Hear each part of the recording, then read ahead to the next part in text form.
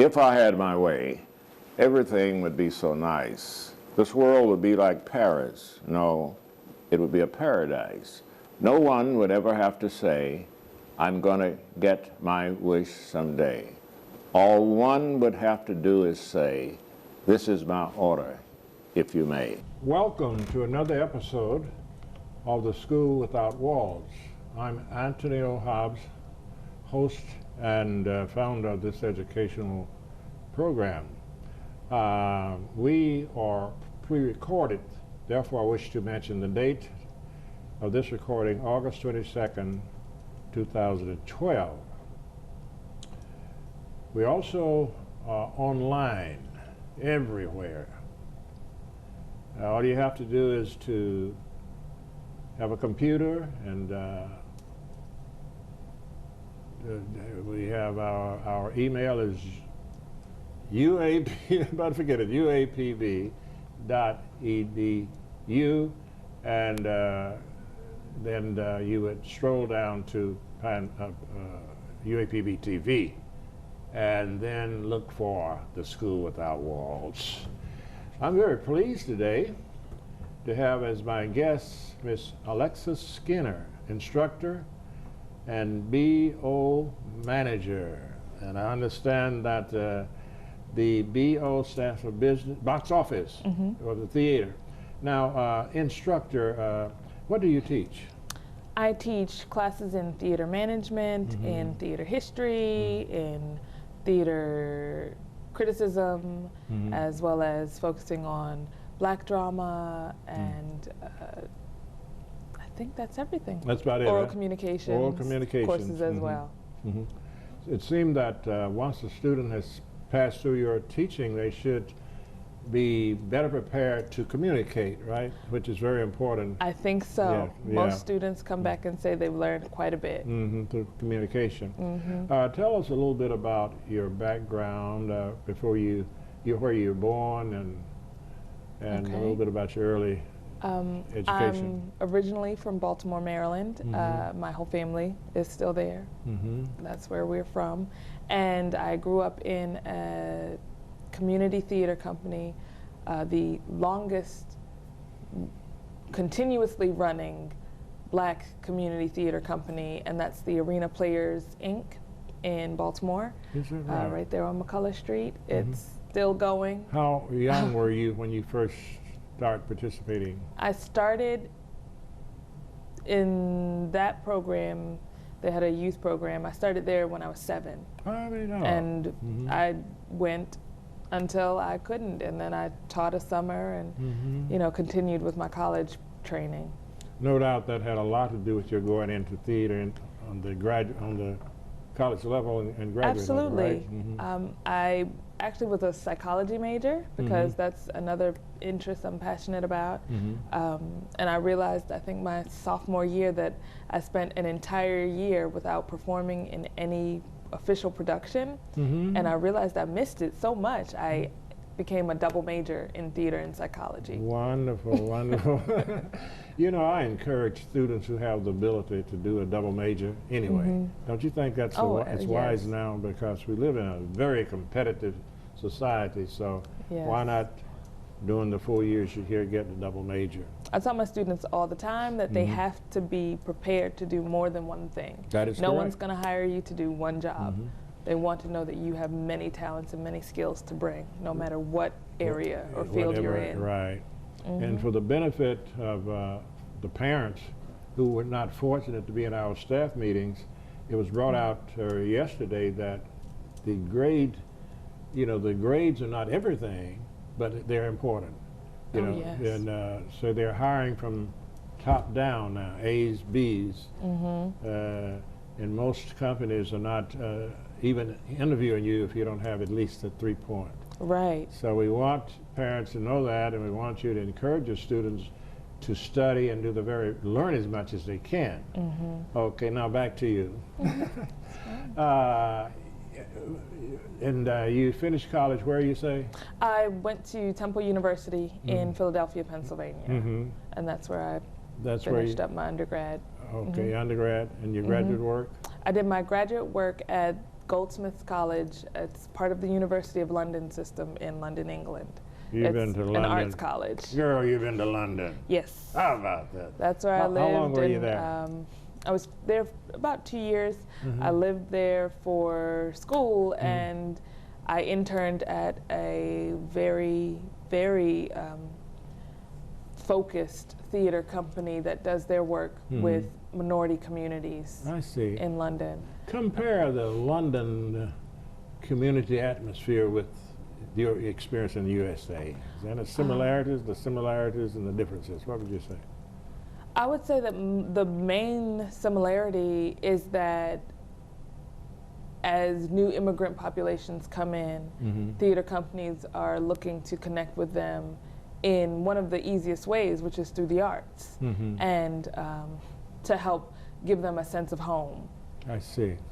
In their new place of settling. In your classes, how diverse were the classes when it comes to ethnicity? Oh, and in my studies, they were very diverse. I had colleagues from China, Japan, from even some colleagues from America, but from Portland, Oregon. And, Any from Africa?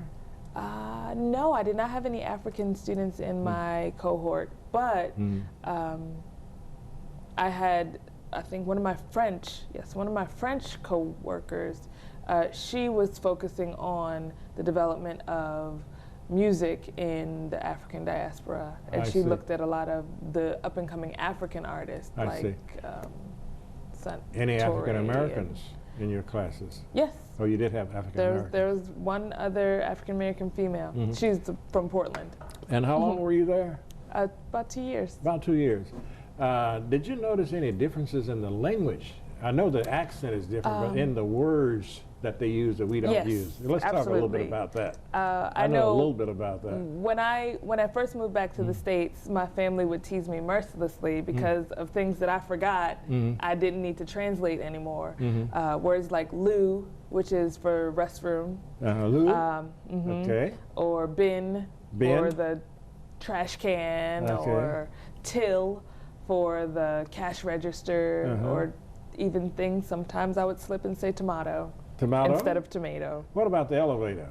Oh, the lift. The lift? Yes. They call it the lift? Would have to catch the lift. And what about the hood of a car? The boot. The boot? No, the boot is trunk, isn't it? Is where you put things in the back. Yeah, that's the hood. trunk. I never had to do any car work. The hood is called bonnet. I never did car work there. Isn't that amazing? The boot is the back, and front is the bonnet. Yes. Bonnet, we call it the hood. The top. And you wear the hood on your head, and they call it the bonnet.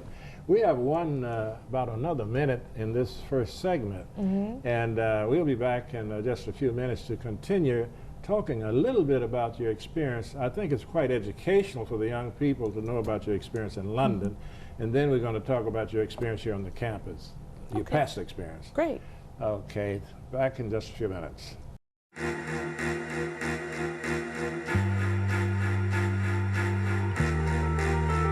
Coming home can be hard if you're a veteran of Iraq or Afghanistan. You may feel like you're all alone.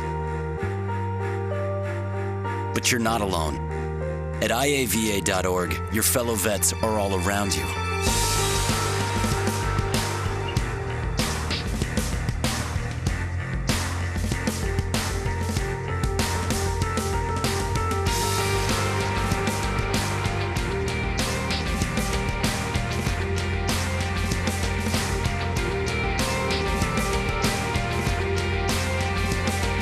Join our free online community, get the resources you need, and connect to other vets who know where you're coming from.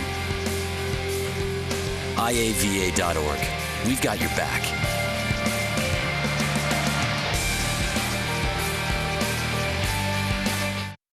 Those of you who just joined us, I'm Anthony Hobbs, host of this educational program called The School Without Walls.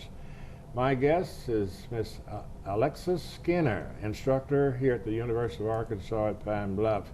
We were talking about your experience abroad in London. Let's take just a few minutes talk about that. You said as a child you also had the opportunity to go to France twice? Yes. That is wonderful. My parents really encouraged exploring the world, and my mother really loved art, and my father was an artist. When he was in college, he studied art, so they tried to take me places where I could see it. I see, and you said the first time you went, you were 7, did you say?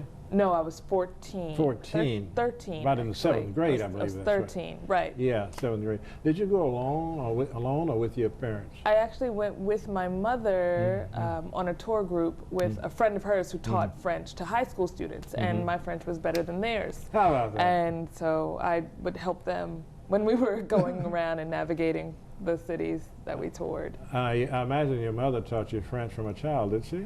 I happened to end up at a great elementary school where they started teaching us in the 3rd grade how to speak French. And I decided that I loved it, and I just stuck with it, and I took French until I graduated, until college actually. Okay. I studied French. Did you say your mother was a French teacher? No, I she thought taught business education. Oh, I misunderstood that. I thought you said your mother was But a friend of hers. All of her friends were teachers for the most part.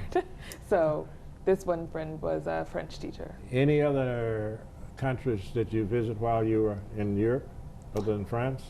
Not Europe. I actually got a chance to take a spring break trip to Marrakesh in Morocco, a French-speaking country. That's in North Africa, isn't it? Yes, it is, in North Africa.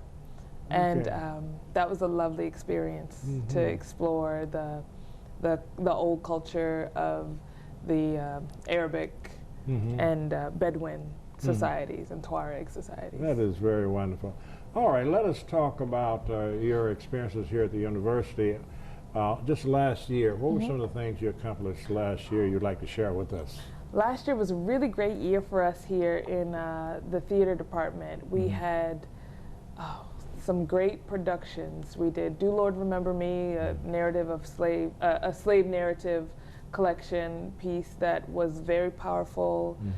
Students on campus are still talking about it. And it won several awards in the Arkansas State competition of the Kennedy Center American College Theater Festival, as well as in the National Association of Speech and Dramatic Arts, which is an HBCU-oriented theater and speech organization. It was the 75th convening of that organization. And we came in first place there for performance, and many of our students took great awards away. We also did Mufaro's Beautiful Daughters, a wonderful children's story by the artist John Steptoe. Thanks to his family and his estate, his children allowed us to put on the production here, and school children from all over the area were really excited about seeing that story alive because they got to read it in the classroom, and then they got to see everybody on stage and sort of sing along and be excited with the story. Those were students from the elementary, was it the elementary? Local elementary and middle schools here. How did you communicate with them in order to inform them of what you were doing here at the university? I and my colleague Cheryl Collins do outreach in the community. We contact the schools and the teachers directly, and we try to find other teachers, and when we meet people, we try to find out if we can serve them in some way. I see. And we have teachers that have been coming to see us every year since we got here. That is really wonderful, wonderful networking in the community.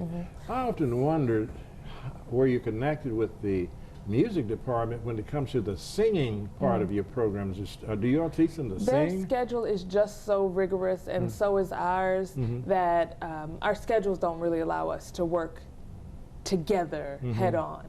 But when we do need help with certain things like looking for soundtracks or finding people to record pieces, we have great help from Dr. Bailey and Dr. Bates, and they're really, really helpful for us when we need them. And you do have plays in theater where they sing.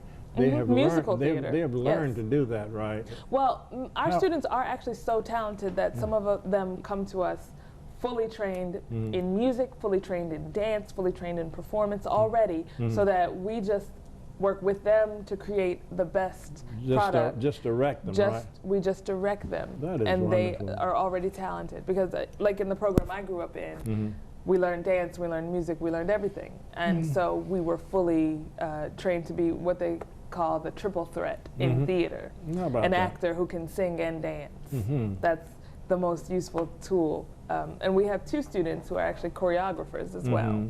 And they choreograph pieces for the production of Mufaro's Beautiful Daughters. I see.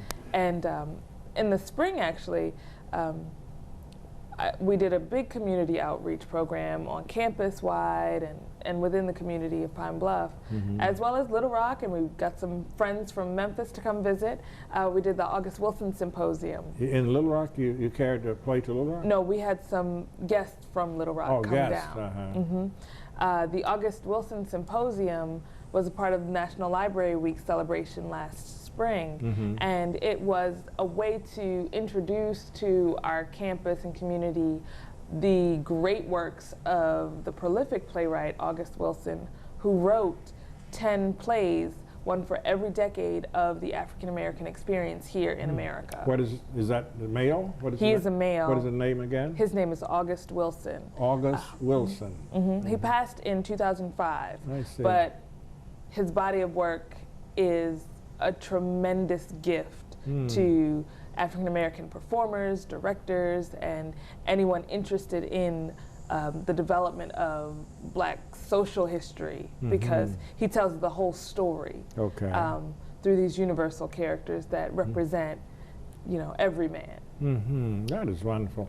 You carried a group to a theater in Little Rock too, did you not? We usually do.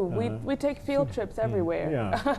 We visit the theaters in Little Rock, and we actually got to go to Memphis, to the Hattie Lou Theater in Memphis, the Black Rep Theater, to see a play with a few students as well. Just to help them see other productions and other work to begin to develop their vocabulary in arts. Okay, let us do this. We only have about another minute.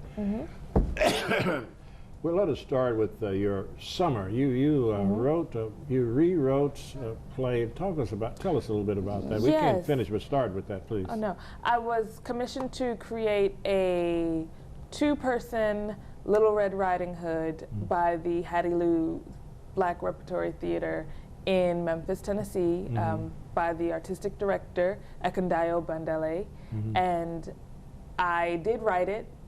You know, it was accepted. It was a 2-person retelling of Little Red Riding Hood, and I was also asked to direct it. It was their summer touring show for children's theater. Is that right? Where were some of the places they toured?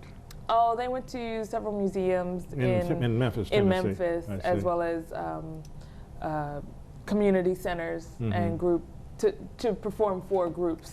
Let us stop there for station break. We'll be back in just a few minutes. My mama always said, life is like a box of chocolate. You never know what you're gonna get. Lions, tigers, bears, oh my! I am Spartacus. You had me at hello. You had me at hello. I could have been a contender. You can't handle the truth. E.T. on home. Mite gatio kako. Mite gatio.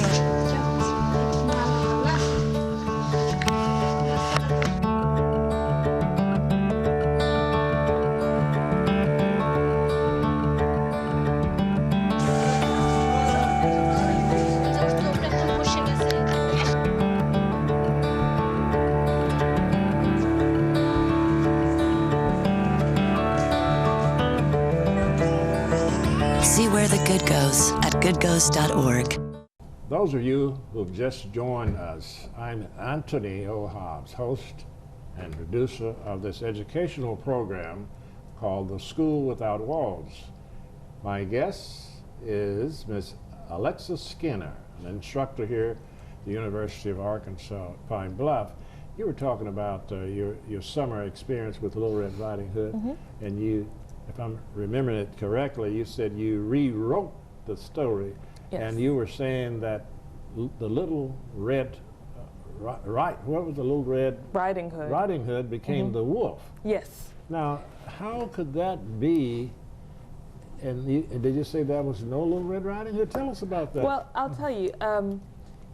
In theater, a lot of times you start with how many cast members you can afford. And you use that to inform how many characters you place in a story.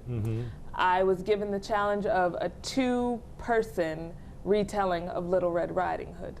So instead of going the typical route of one person is the narrator and the other person does everything else, I decided that we could tell the same story and get to the same moral of Little Red Riding Hood by creating a situation where Red becomes the wolf.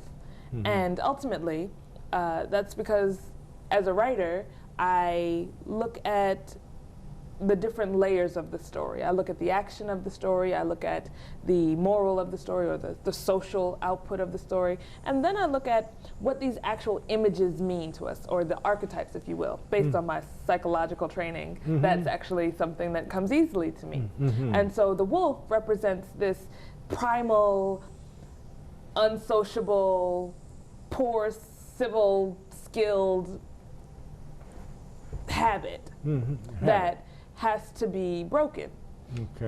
And it usually, you know, the wolf is the symbol of this unfinished person. Could you give us an example of an unfinished person?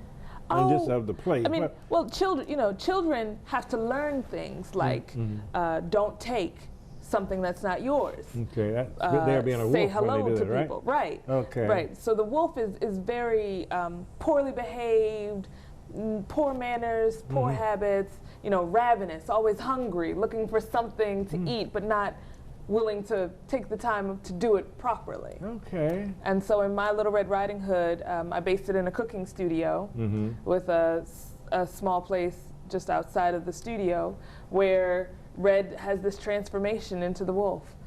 And then when she recovers from her wolf experience, she realizes the lessons that she can carry with her into being a young woman and behaving properly in society, that her grandmother has been trying to tell her all along. And grandmother's in the original Little Red Riding Hood. The grandmother is there, yes. And I use that grandmother symbol of the old crone, the wisdom. That's ingenious, and you wrote that. Yes. Okay, thank you for that information. I wish we had more time to go into it, but let's talk about your projections for this year. What are you planning to do this year? Oh, I've done some of it already. I actually just wrapped a short film that a former student of mine wrote, and she's going to enter it into the Little Rock Black Film Festival in September. It's called The Beholder, and her name is Tanisha McCaleb Allen. And it was a really great project about 2 sisters dealing with their differences and still understanding that they're both wonderful parts of their family. This will be on a DVD, presented as a DVD? I'm sure it will be eventually, but as of now, she's in the editing process so that it'll be a beautiful finished project that you can see at the film festival. Oh, now at the film festival, that's what I was thinking, you would have a DVD at the film festival, would you not? Right, but it won't necessarily be for sale. It'll just be just for scene and competition, right? Okay, continue. And we, in our department, are currently getting ready and geared up and excited about our our 5th season here at UAPB, 5 years. And this season is the Freedom season. We're doing a musical, Once on This Island, based on the novel My Love, My Love by Rosa Guy. We're doing The Gingerbread Man. And we're doing a play called The Trial of One Short-Sighted Black Woman versus Mammy Louise and Safrida May. And they all share that theme of freedom because in Once on This Island, we have the young girl yearning to be in a different world and just using love pretty much to free herself to get to that different world. And in The Gingerbread Man, well, we all know, you can't catch me, I'm the gingerbread man. He's a free bird, you can't catch him. So it's all about him staying free because someone's out to get him. And he is doing his best to thwart those dastardly deeds. And then in The Trial, which is the short name of the play that I named, it's about a corporate star who is trying to free herself from what she thinks are outwardly imposed stereotypes, and which she finds are actually balanced within her own psyche. So she has to break free of what she thinks is holding her back. I see. Okay. So that she can really succeed. And those are our 3 productions for the year coming. I see. We have a few more minutes. I'd like for you to share with the community, especially the parents, how does theater help their children to be successful in life? What are some of the ways that theater might help them? You know, someone says, she's in theater, I wanted her to be in blah, blah, blah, and so forth and so on. But how does theater serve as an avenue into many? Well, I'll tell you, one thing theater does, probably the most obvious thing, is that theater forces you to learn how to communicate with other people who won't necessarily know what it is you have to tell them, but you'll be able to prepare yourself and prepare your words so that they can not only hear what you have to say, but be transformed by what you have to say in a way that'll benefit you. And communication is good in every endeavor, everything. right? Sports, business, medicine, it's very useful. Right, right. And I have friends that I grew up with in theater who are doing every kind of job they could possibly do. And they're using those talents for sure. Well, we're going to have to close out here in just a few minutes, and I'll say to the public in relation to the theater, I'm sure you agree that we all are actors in the stage of life. Yes. And we have to learn how to behave according to the nature of that particular situation, right? And theater can help them there. I also like to remind public of our theme for this year. It's re-imaging the academic enterprise to maximize student success. And that's what we're all about. And we appreciate the community giving us all the support that you can when it comes to the activities that we have here. Come out and give support to your university. And also, we want to remind you again that we are online, uapb.edu, and then you would stroll down to UAPB TV, and then to look at the School Without Walls. Again, Ms. Skinner, it is Ms. Skinner or Ms. Yes, Ms. Ms. Skinner, we want to thank you for being with us. Thank you again. Thank you. Thank you for the invitation. Okay.